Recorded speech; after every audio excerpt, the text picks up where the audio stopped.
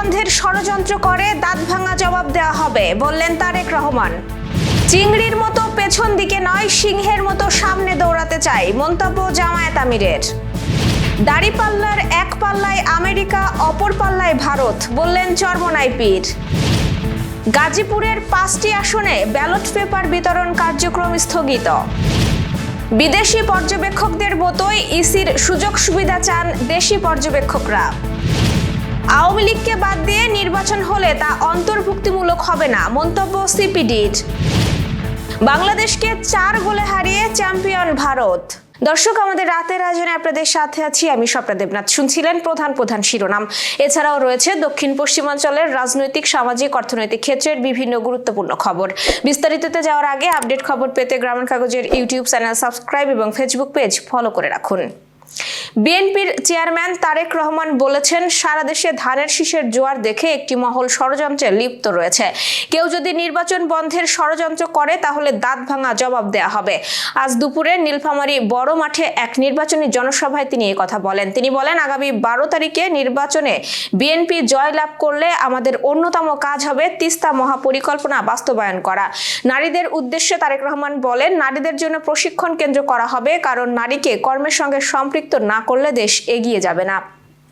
জামায়াতে ইসলামীর আমির ডাক্তার শফিকুর রহমান বলেছেন, আমরা সামনে এগোতে চাই, আমরা চিংড়ি মাছের দৌড় চাই না।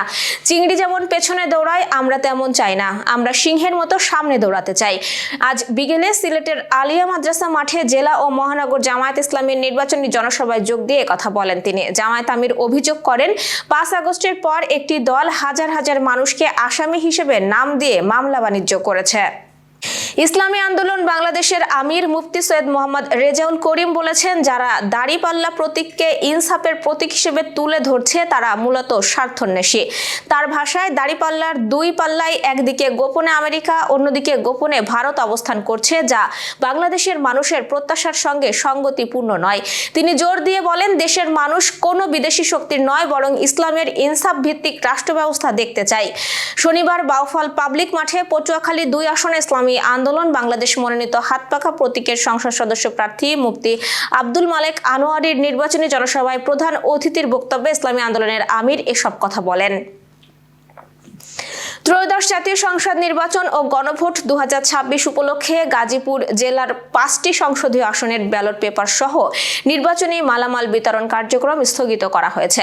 গতকাল শুক্রবার রাতে অনিবার্য কারণ দেখিয়ে জেলা প্রশাসন এই সিদ্ধান্ত নিয়েছে। জেলা প্রশাসক ও রিটার্নিং অফিসার মোহাম্মদ আলম হোসেন স্বাক্ষরিত এক বিজ্ঞপ্তিতে এই তথ্য জানানো হয়েছে। বিজ্ঞপ্তিতে বলা হয়, পূর্ব ঘোষিত সূচি অনুযায়ী জাতীয় সংসদ নির্বাচন ও গণভোটের জন্য ব্যালট পেপার বিতরণ কার্যক্রম শুরু হওয়ার কথা থাকলেও অনিবার্য কারণে তা সাময়িকভাবে স্থগিত করা হয়েছে। নির্বাচনী মালামাল বিতরণের নতুন তারিখ ও সময় পরে জানানো হবে, তবে স্থগিতের নির্দিষ্ট কারণ সম্পর্কে বিস্তারিত কিছু জানানো হয়নি। এদিকে হঠাৎ ব্যালট পেপার বিতরণ কার্যক্রম স্থগিত হওয়ায় নির্বাচন সংশ্লিষ্ট কর্মকর্তা, কর্মচারী ও প্রার্থীদের মধ্যে নানা আলোচনার সৃষ্টি হয়েছে।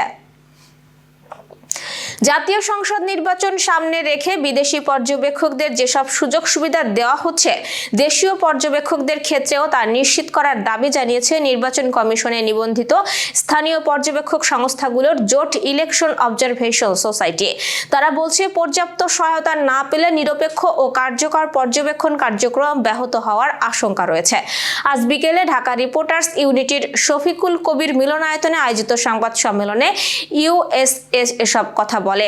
এ সময় সারা দেশে তাদের নিয়োজিত পর্যবেক্ষকদের কাছ থেকে পাওয়া তথ্য ও নির্বাচন পূর্ব পরিবেশ সংক্রান্ত উপাত্ত তুলে ধরে ইউএস।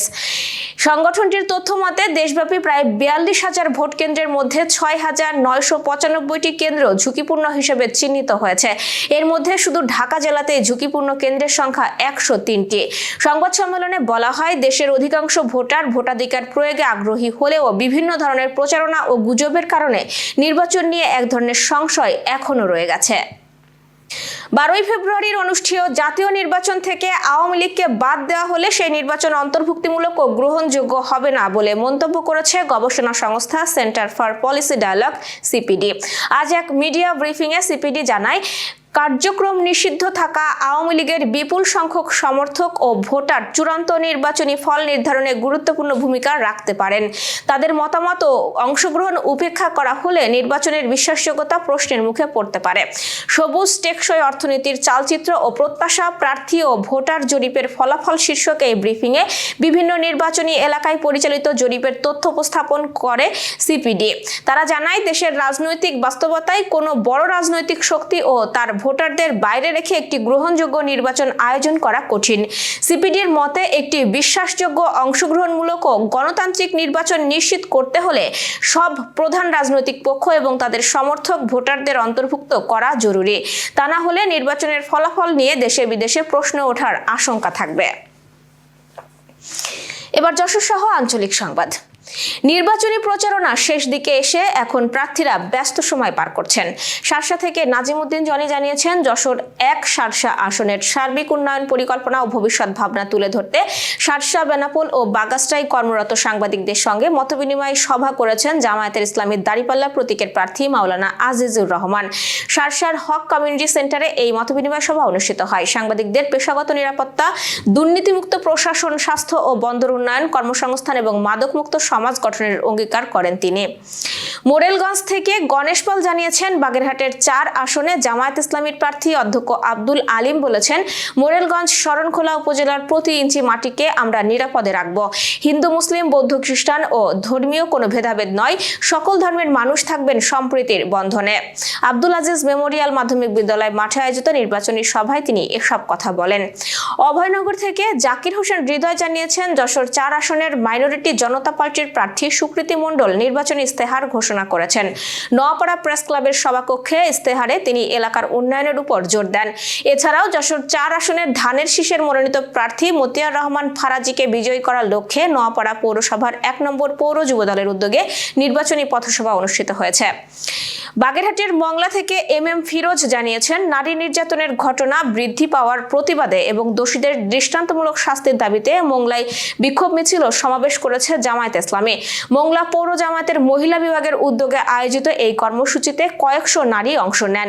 মিছিলের নেতৃত্ব দেন মংলা রামপাল আসনে জামায়াত মনোনীত প্রার্থী অ্যাডভোকেট শেখ আব্দুল ওয়াদুদ। আশাশুনি থেকে শেখ আসাদুজ্জামান মুকুল জানিয়েছেন, সাতক্ষীরা ৩ আসনে বিএনপির প্রার্থী ও সাবেক সংসদ সদস্য কাজী আলাউদ্দিন দরগাপুর এবং কাদাকাটি ইউনিয়নের পথসভা করেছেন। এই সময় তিনি ধানের শীষ বিজয় হলে বিভিন্ন উন্নয়নের প্রতিশ্রুতি দেন।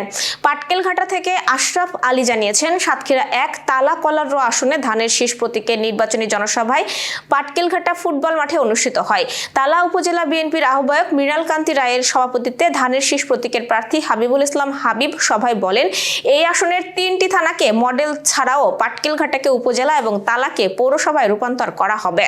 প্রতিনিধি জাহাঙ্গীর আলম জানিয়েছেন, যশোর ৫ মনিরামপুর আসনের স্বতন্ত্র প্রার্থী শহীদ মোহাম্মদ ইকবাল হোসেন খানপুর ইউনিয়নে গণসংযোগ ও বিভিন্ন স্থানে পথসভা করেছেন। বক্তব্যে তিনি বলেন, অবহেলিত মানুষের উন্নয়ন ও জানমালের কথা চিন্তা করেই তিনি প্রার্থী হয়েছেন। Renaissance hospital and diagnostic centre.